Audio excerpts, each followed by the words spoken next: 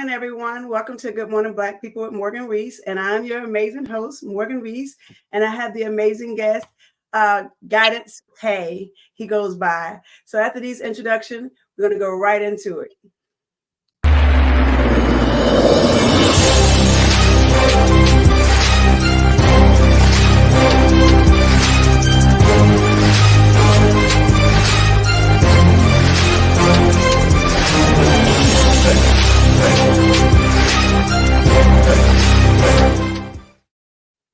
Again, thank you again. Welcome back, everyone. This is Morgan Reese, and I'm your host of the Good Morning Black People podcast show. And I have Guidance K with me today. He's all the way from Africa. He's a theologian, he's a speaker, he's an author, he's a sage, he's also a pastor. And I am grateful that he decided to join my podcast show today. Again, welcome, Guidance. I love your name. I'm just going to say that. God knew what he was doing when your mother gave you your name.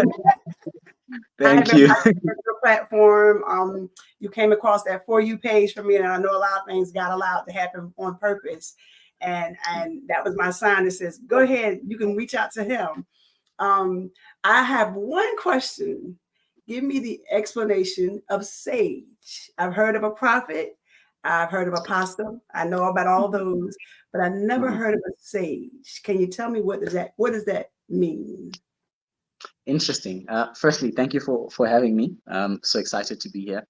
The reason why I chose the name Sage is part of my journey, prophetic journey, when learning to establish calling and purpose and what God called me for was I have a problem. I think on all my socials, I talk about how much I love words. I love the meaning of words, and I follow the letter of every single word.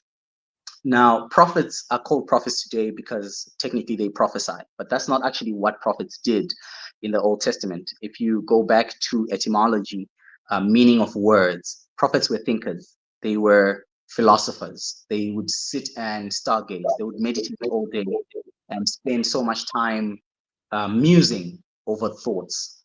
And so for them to do that and come up with, oh, this is my thought on a certain subject, and then share that with the world.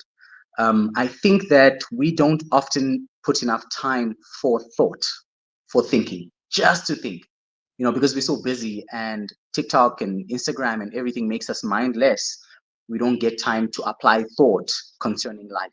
And so being a sage for me means I spend a lot of my time in thought concerning philosophies and thoughts and ideals of how life is.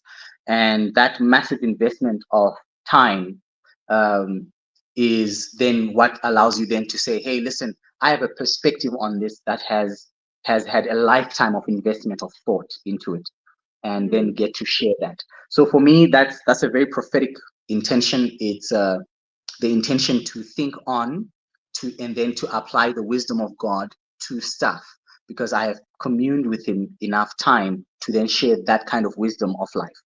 So being a sage means that to me. Okay. Wow. Yeah.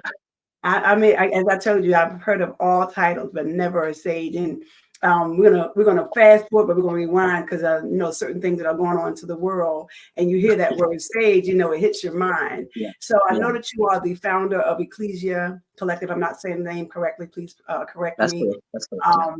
And where are you exactly from in Africa? And how did you decide, or what prompted you to decide to form this new platform that you have to share God's word in ministry?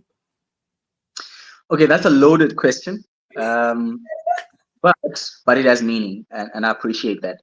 Okay, so I've been in ministry my whole life. God called me. I was about 7 years old when I first heard the voice of God, and I'm a second generation preacher. My parents are pastors, so you can imagine I was led there, but grew up in church, spent my whole life in church, and then a couple of years ago, about 10 years ago, I started ministry officially in my father's ministry, and so I pastored that church for a while. Until then, I started to became the lead pastor of the church, and I became in the forefront of that. I think I have had over 30 years of exposure to church environments. So I kind of know the culture of church. I know the mindset of church. I know the reality of church. And I got to a point where I became tired.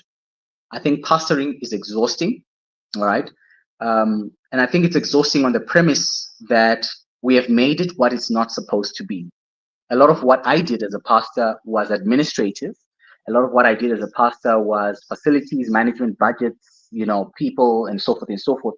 And very little of what pastors do is what you are called to do, And so discipleship and so forth and so forth, because the idea is people.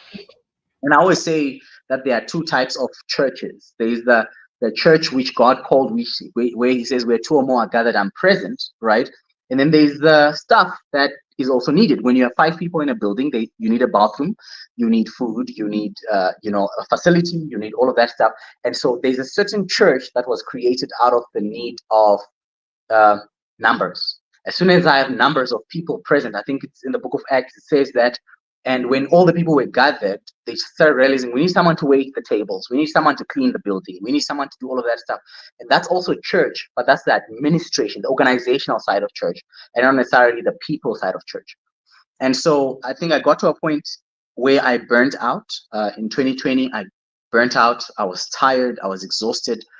And, I said to God, this is not what you called me for.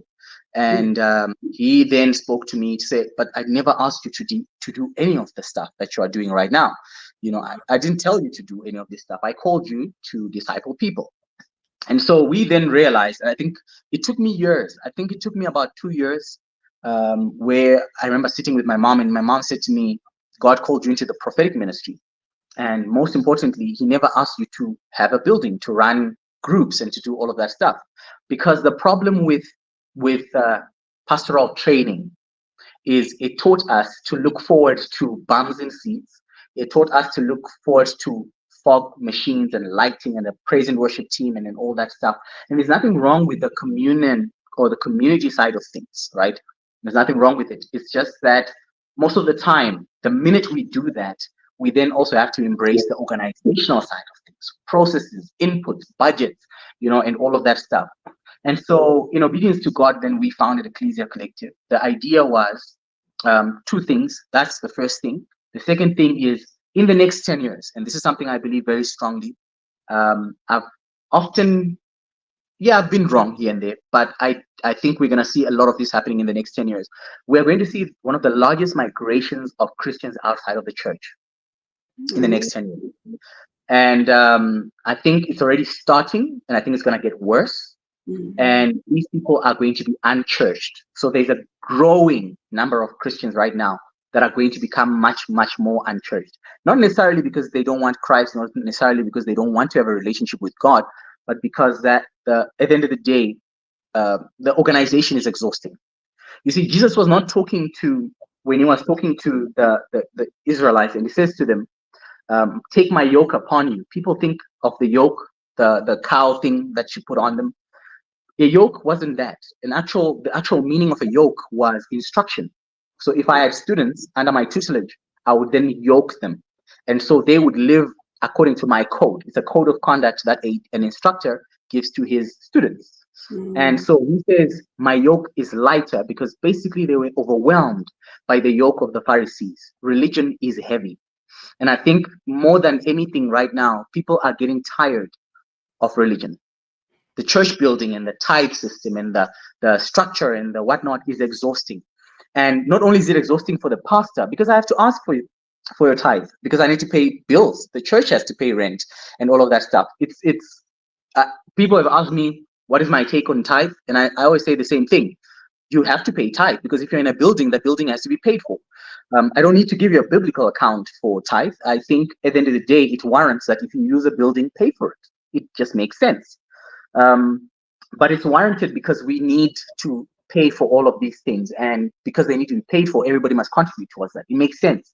And so where I'm coming from, and I think what this became is, God is giving us now a platform to teach people, to share the gospel without the walls, without the structure, without the paperwork.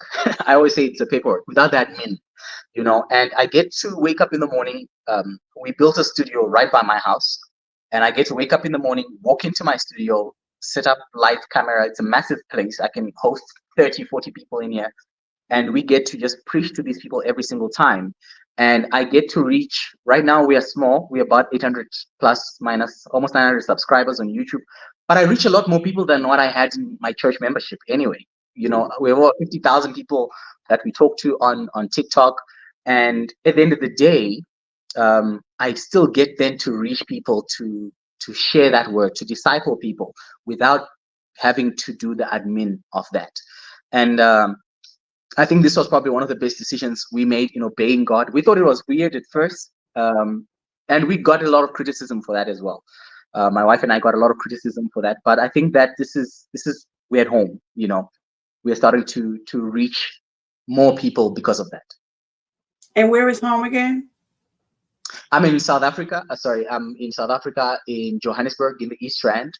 I'm actually originally from Zimbabwe, so I've been in South Africa for about 20 years.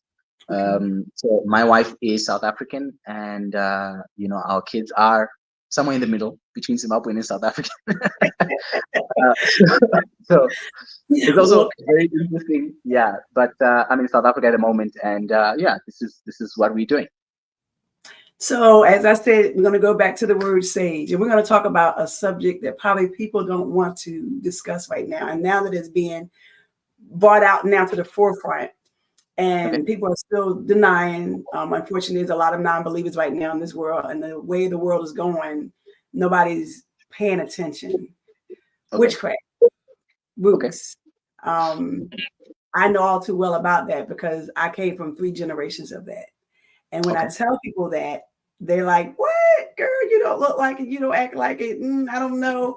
And I had to learn my history. As you said, history. I had to learn my history. What is your take now with is coming out in the forefront now?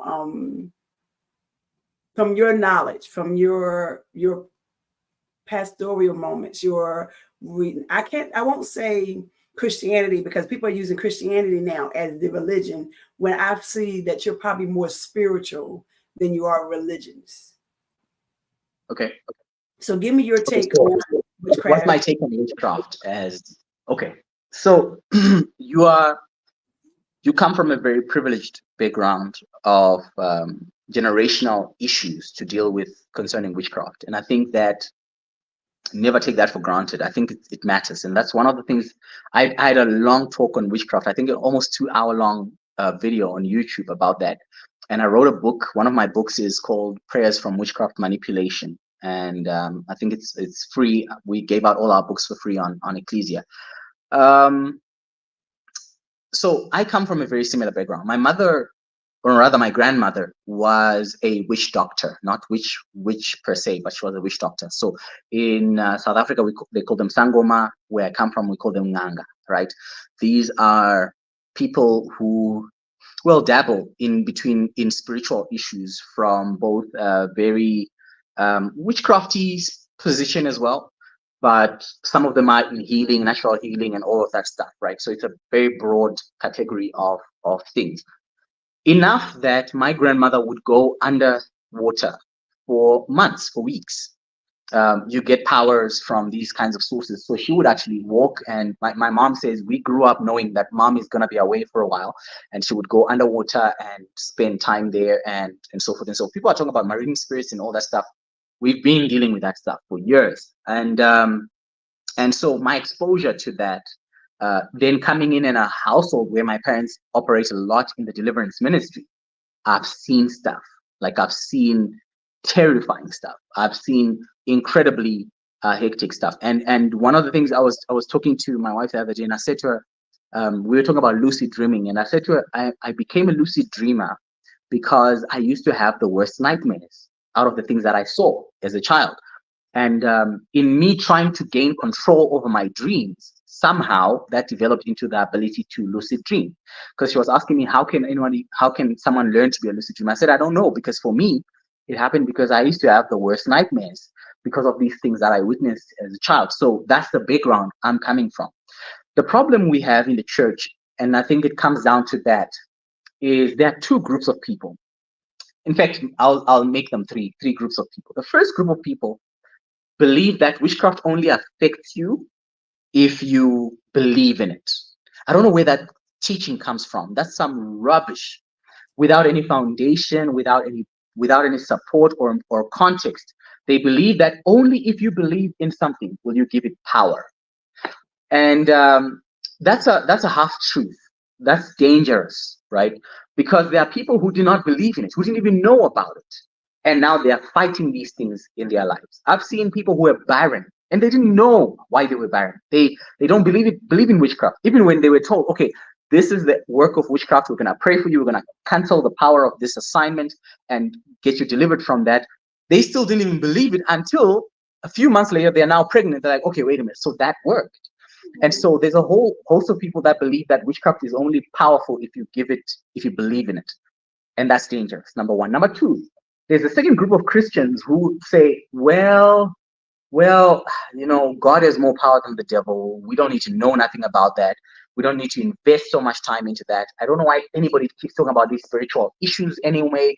And so I did a rant. My last video on YouTube is a rant.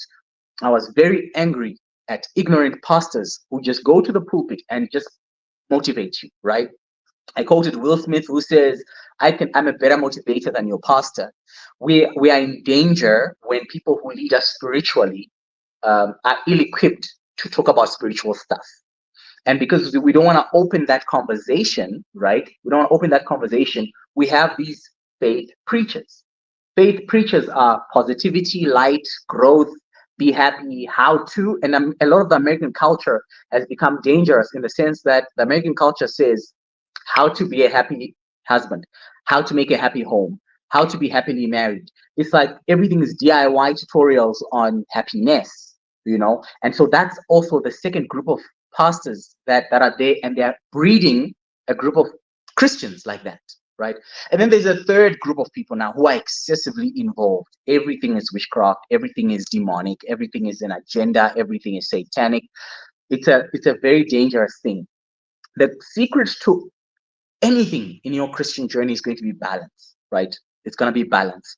You have to be healthy, and ultimately, if you eat only one thing in your life, you will be unhealthy. If you don't eat at all, you will be unhealthy. So it's all about balance. It's about eating at the right time. And so even that then determines what you put in the plate of your spiritual walk with God. I believe that witchcraft is real. I have seen witchcraft. I have engaged with witchcraft in many instances and many times.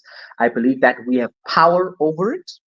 And also the prayer of salvation. Let me actually say this, because a lot of people don't get this right. I had a huge fight with a friend of mine who called me, and I think he doesn't want to work with me again after we had this discussion. He comes from the philosophy that says, as soon as you say, Jesus, come into my heart, be the Lord and Savior, all your problems are over. And so you don't have to fight any covenants, you have to do anything, because that covenant supersedes all other covenants. Except then I ask the question, so what about sickness? Because salvation, the Bible says that if you are saved, then it addresses sickness. But I know Christians who are sick in the same way. And if you know something very interesting, when someone who was demon possessed in the Bible, when they were exorcised, the Bible will say they were healed. They were healed. And so sickness is not just physical ailment. If I am spiritually unwell, if there is something in my life that is violating my divine covenant with God, that same thing actually is causing a sickness in my life. So I could have witchcraft actively working in my life as a Christian, and what I need is the work of deliverance to do so. And deliverance, by the way, is healing. It's a healing ministry. Even in 1 Corinthians chapter 12 is there, where it says the gifts of healings.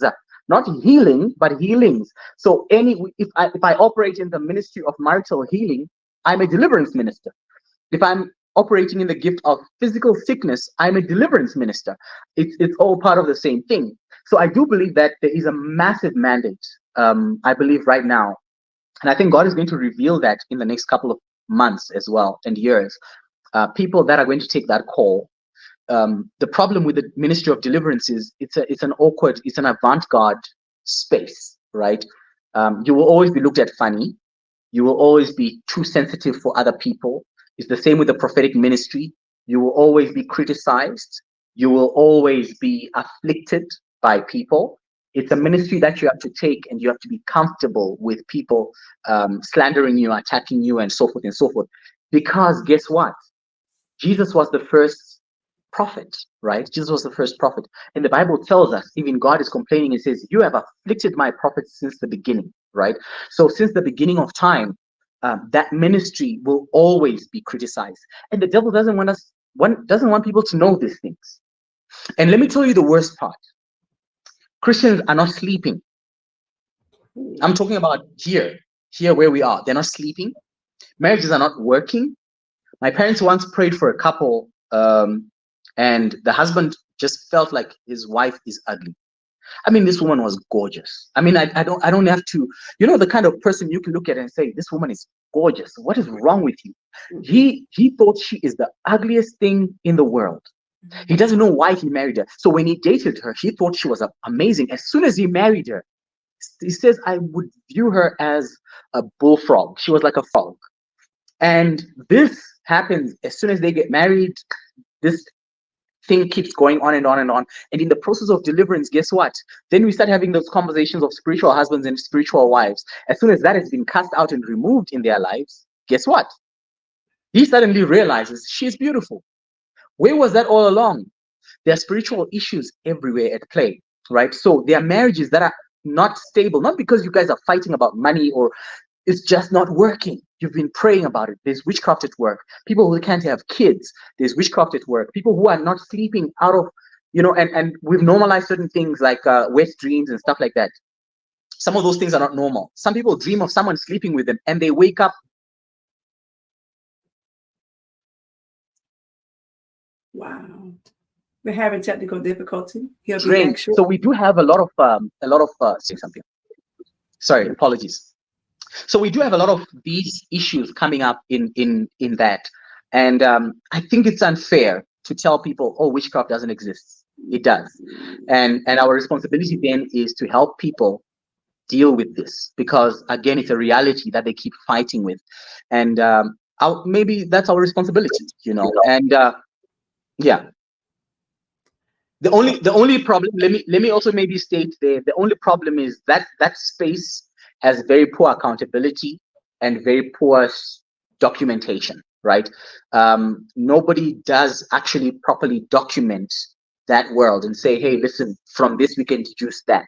And so it leaves a lot of room for manipulation. It leaves a lot of room for, on the deliverance minister's part or the one who's praying or whatever, it leaves a lot of room for that. And that's the only danger that I see out of that. But I think it is our responsibility then to develop people to that. Samuel developed the first school of the prophets, because before him there was none, and so he took it upon himself to then say, okay, I'm going to document this, I'm going to build a structure around this, so that when you do it to the structure that I've built for you. And maybe I'll get around to doing it one day. Or put it I think you may be having to do that now, because as you said, I'm even learning and listening that there's Christian witchcraft. And I've been to churches where I see the beads, as I said, your title, sage, burning sages, having crystals. You see a lot of men wearing the beads in church, or the women wearing beads, and I know I'm learning more and more because of the generations. I mean, I did not realize I came from so many generations, and they use that, I say, excuse. Well, it was, it was for roots. We was a doctor. We were using it for this, for that, but it was wrong, because if you were considered a professed Christian or professed spiritual person, God already put that knowledge in you. So my question to you is, in your culture, and I know Africa has a lot of things that's happening. Way too much. Yeah. Way more than. Oh yeah. The fight is real. Look, you're gonna see there are hotspots, right? Just to interrupt you there. So there are hotspots. There is, for example, New Orleans. For you guys, New Orleans is a massive hotspot. You don't even need to be be part of that culture to understand that Haiti, Port-au-Prince, there's a massive culture of that.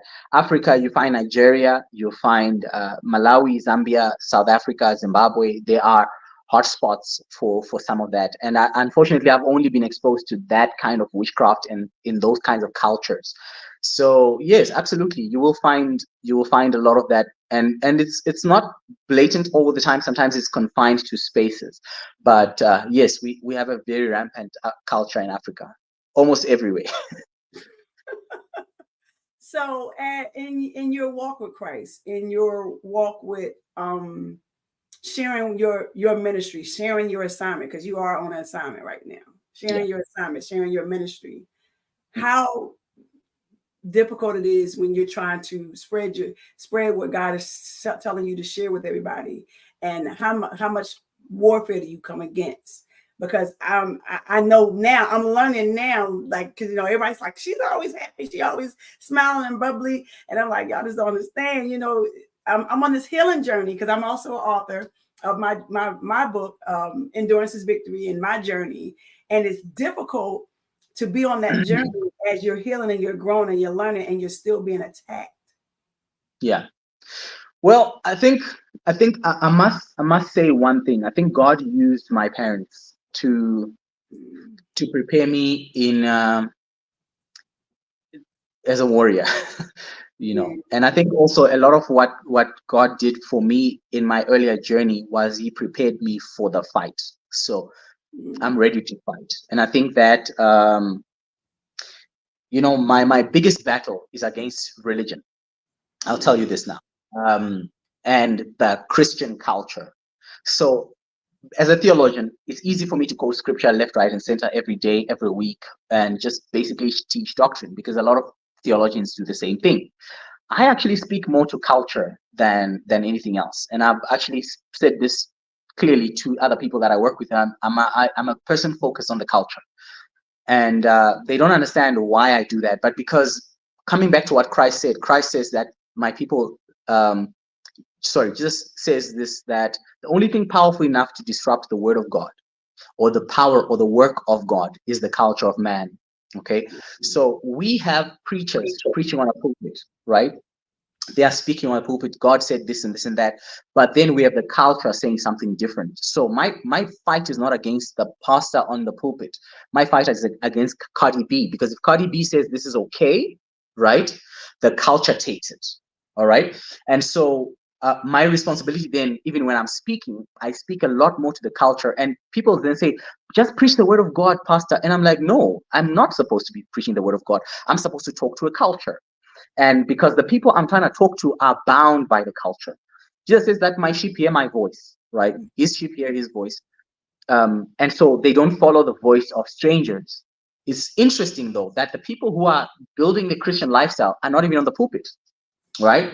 We have more celebrities, more sportsmen, more all of these guys doing stuff simply because they are now shaping a culture, and people are beginning to do it because they saw their favorite celebrity do it. So I think I've had a lot of fights, firstly from Christians. Christians don't like the content, and very few do. A lot of Christians fight the content that I share. I disprove most theological foundations because most of them are not true. I've lost friends because of that. If you tell people, hey, listen, the Bible does not say the church is the bride of Christ, and then everybody's like, oh, blasphemy, you are going to hell. And then I say, okay, let's open it. Because again, remember, like I've always said, I'm a lawyer. I'm a lawyer. I'm defending a viewpoint. I'm not here to disrupt the thing. I'm not here to cause controversy for the sake of controversy. I'm here because I want to save you from a perspective that's leading you to the wrong place. And so when you come in and you say, for example, I've said the principle of binding and loosing demons is not biblical. Then people are like, where are you getting that? And I'm explaining, okay, this is why it was said this way, and this is where it's going.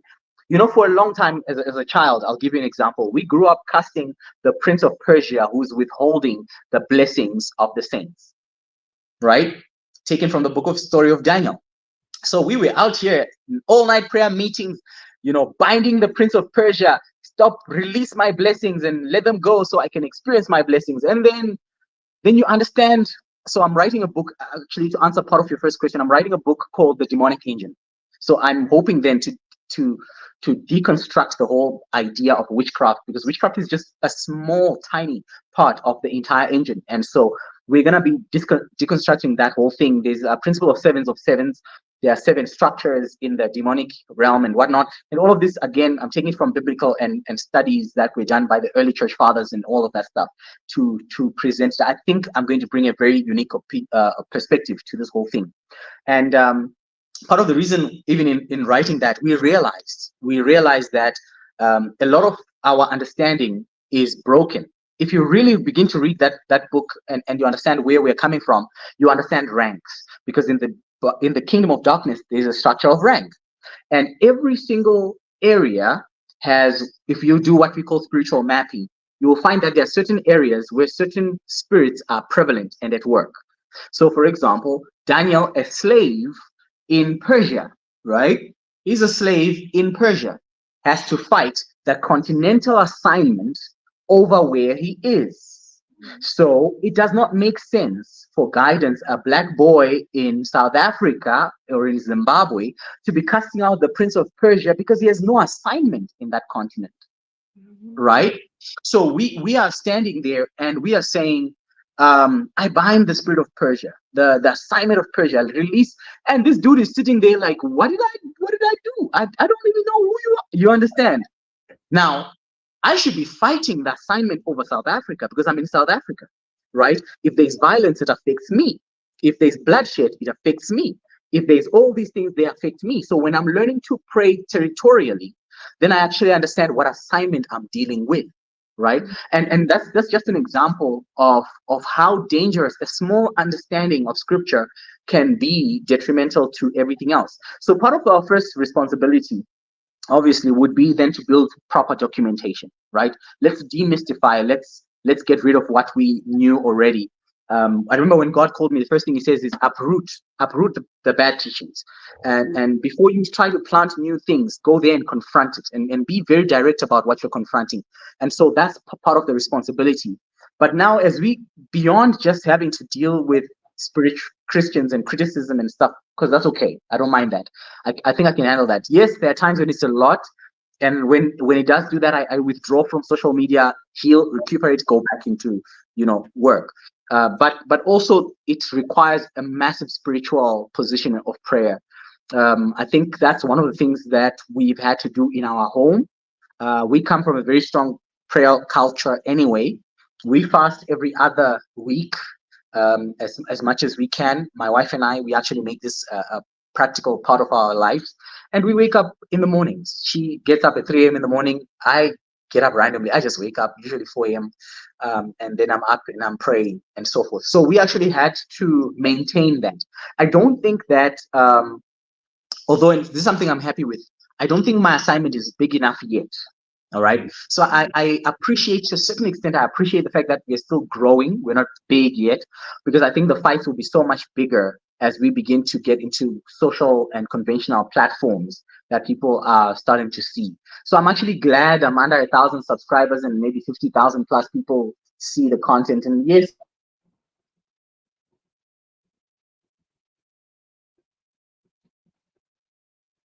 massive ritual. Oh, sorry. We have not yet started fighting massively spiritual, issues as yet. So I think that's a good thing. But long story short, we have to fight. It's the responsibility. You cannot birth anything and not learn to fight for it. Yeah, I'm learning that more and more on my journey, because I've always in my past, before he got me to the place now where I speak out more. I'm stronger than I was, and wiser and better than I was. I was always the one that stayed quiet and just allowed a lot of things to happen and be said and take place. But now that I speak out more, it's either I'm a liar and I first of all, not me at all. And as I tell people all the time, even if it's going to get me in trouble, I will tell the truth. Even if I used to ask my mom that. I said, was I always a bad kid? And she used to always say, no, actually, you really wasn't that bad. And I said, even when I did things wrong, she said, yeah, you still tell them, like she done told them herself. So she knows you have to be crazy.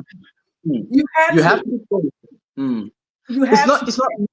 Look, the funny thing is this. every other demonic agenda in the world is not ashamed of what they do, right? I mentioned Cardi B earlier. Guys, WAP is not, you have to crazy to make something like that. You see, these celebrities are losing their minds. They are. And they're not ashamed of it. The lack of shame is the most amazing part of this whole thing. Is somehow we are the only group of people that need to be apologetic about what we do. That's not right. That cannot be right. You know, so I think, and also part of that is the way we train Christians. Christians are taught to be members. They're not supposed to be members. They're supposed to be taught to be soldiers. This is a fight. There's nothing pretty about this. There's nothing nice about this. When it's time to pray, it's not like go get a little corner and do a quiet prayers. You need to be aggressive. You need to be crazy. You need to know what you came to do. And I think that generation is coming up. So it's a good thing. You know, platforms like this, like yours, it's a good thing. We have to have crazy business Christians in business and crazy Christians in content creation, you know, and all of that stuff, in music, in all of these spaces. And so the Delulu is necessary. The Delulu is a Delulu. It's definitely necessary. I have one more question to ask you. I promise you, I know God is doing this on purpose. What is a curse breaker?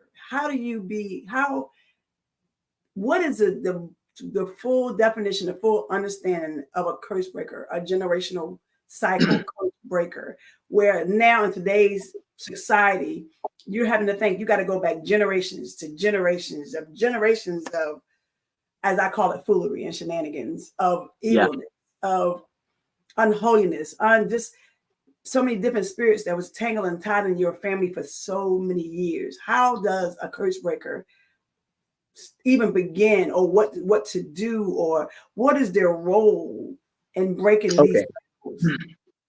I think the first thing that needs to be addressed is the definition of a curse, right? Before we talk about how to break it, let's talk about what it is. There is a massive misconception around curses because we have viewed curses as spiritual things only, right? So I did a video series called Generational Curses 101, where I actually deconstruct this. So in the world, we talk about what we call epigenetics, right? Epigenetics, which is things passed on from father to son through curses. So through the bloodline, and that's I'm a musician, and by so doing, my children are likely going to be musicians. They're going to have a musical inclination simply because I'm a musician, right? And so I see my daughter, you know, she gets the piano, she just grasps it a little bit better than another child who doesn't have that in their bloodline altogether. So we have to deal with, number one, the bloodline curses, which is things transferred purely genetics, and that's sickness, that's disease, and all of that stuff, right? And then we also have what we call spiritual issues transferred from father to son, as scripture has said, through spiritual consequence and spiritual deeds, right? So everything we do, we are planting seeds, and even if we don't harvest them, our children will harvest them as well. But there's a third thing that's actually very important as a curse, and that is learned habits. Okay, learned habits. We teach our children certain things. In the Black culture, we don't teach our children to save money. So you know what my biggest fight with finances was my whole life? To save money, right? I'm used to living from hand to mouth, because when I asked mom, can I please go and buy ice cream, she would give me enough money to go buy ice cream. So what's happening now is I'm used to money coming in, money going out.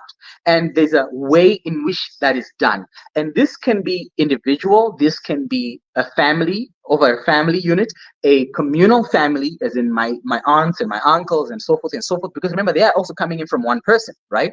And then this can also be a community, as in a whole city, a block, and whatnot. And then you have then to deal with city and territories such as nations and so forth. So we have to learn to actually begin to diagnose generational curses from each level of that.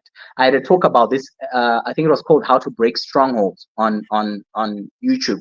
And this is one of the most important things. The problem is To break generational curses, you don't need to be a prayer warrior to break generational curses. You need to be a thinker, because you need to have to see what nobody else is seeing. Daniel, and very interesting, because he starts off by praying. The Bible says he was praying and he realized that the appointed time set by God had come. So in prayer, revelation came, and then Daniel did the next best thing. He became administrative, right? So most people are good prayer warriors. They pray to break generational curse, but they lack the administration to follow through and to break those curses then, right? And so that's the challenge that we have. I could see that everybody in my family are drunkards. Alcohol is an issue in our family. In my family, it was women, right? My uncles had so many wives and so many kids. We just discovered siblings and cousins all over the place because that's what we were dealing with in our family. And so what I realized is, in me getting married, I have to actually learn to fight that assignment, right? And so beyond just praying and, oh, I see now what's going on in my family, I now have to be strategic to begin to build systems that help me manage to break generational curse. So I think that in order for you to be a generational curse breaker, you need to be able to be equipped in two things. Number one, you need to be a prayer person, because this will come through revelation. You will begin to see, wait a minute, I'm part of this system. Do you know that Black Americans think a certain type of way? Black Americans, they think completely differently from Black Africans, right? Yes. We have a completely different approach to Totally the same thing, totally right? So you're already under a generational curse binding your people. As soon as you have Black in that nation, there's a certain way of thinking that you're conditioned to do. And so you have to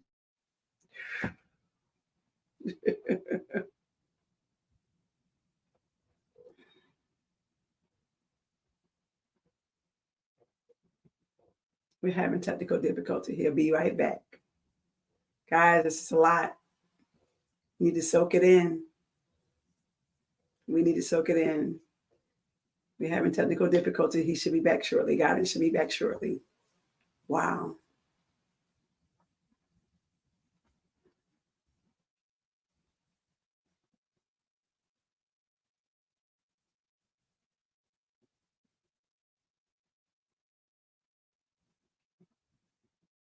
We're having technical difficulty, guys, but guidance is definitely giving us a lot of trinkets, a lot of nuggets for us to think about from his culture, his perspective, as well as our culture and my perspective. Witchcraft is real, guys. Evilness is real, and we are in 2024, and it's more prevalent now than it's ever been. It stepped up when the eclipse came. It stepped up when the truth is starting to come out. You guys need to pray. We need to pray. We need to gain understanding. We need to gain more knowledge. We need to have more patience as far as understanding what we're hearing, understanding what we're learning instead of all fighting. And he's back. I'm so sorry. I don't know what's going on. No worries. It's okay. It's okay. Don't worry about it. This is getting good. This is what's needed. So yeah, I think that's the reality then. So I would say there are two things needed, and I always say to people, when we are dealing with spiritual issues, we need someone on the mountain, right?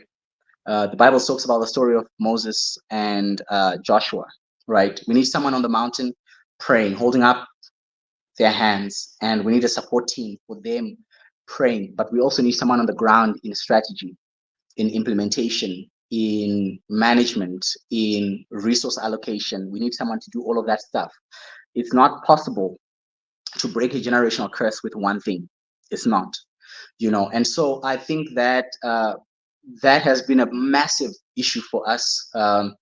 We've broken a lot of generational curses, and that wasn't in the prayer room, by the way. That was in teaching emotional intelligence, in teaching financial management, and how to manage financial systems, in teaching perspective.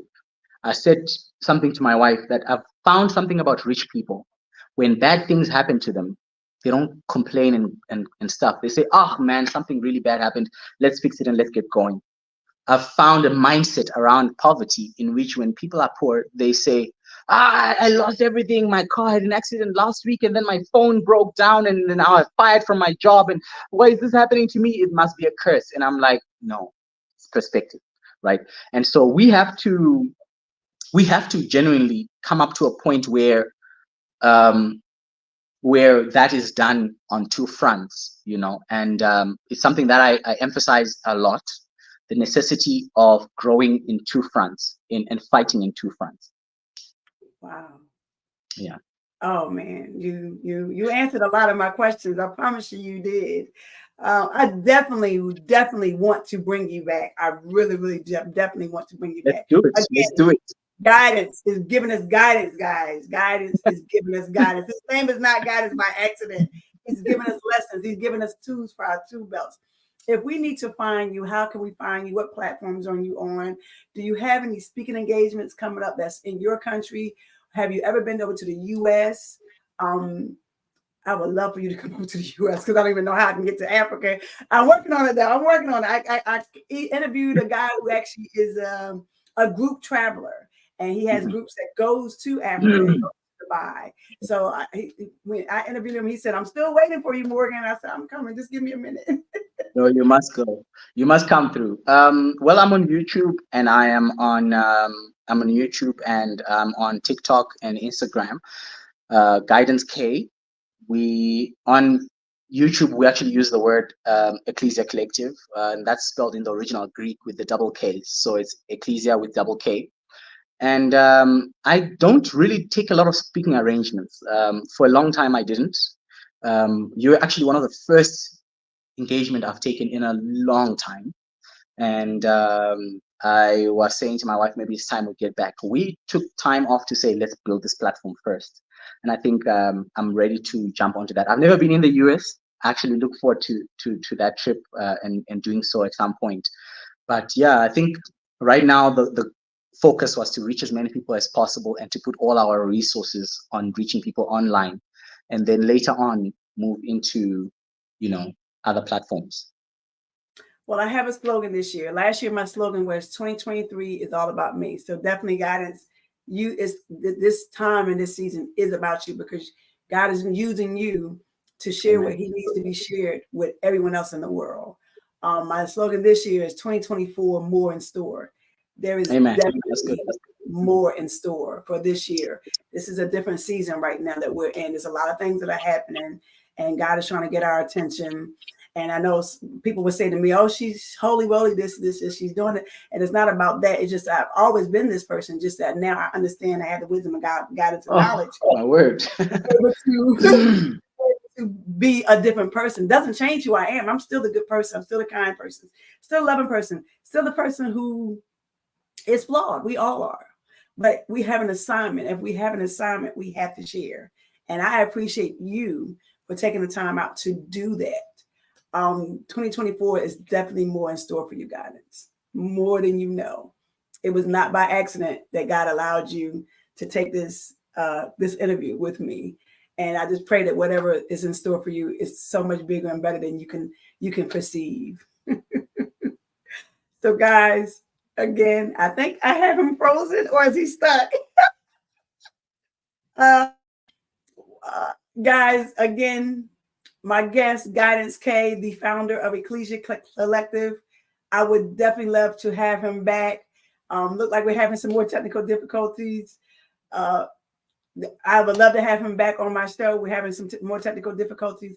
Again, this is your girl, Morgan Reese, and this is Good Morning Black People.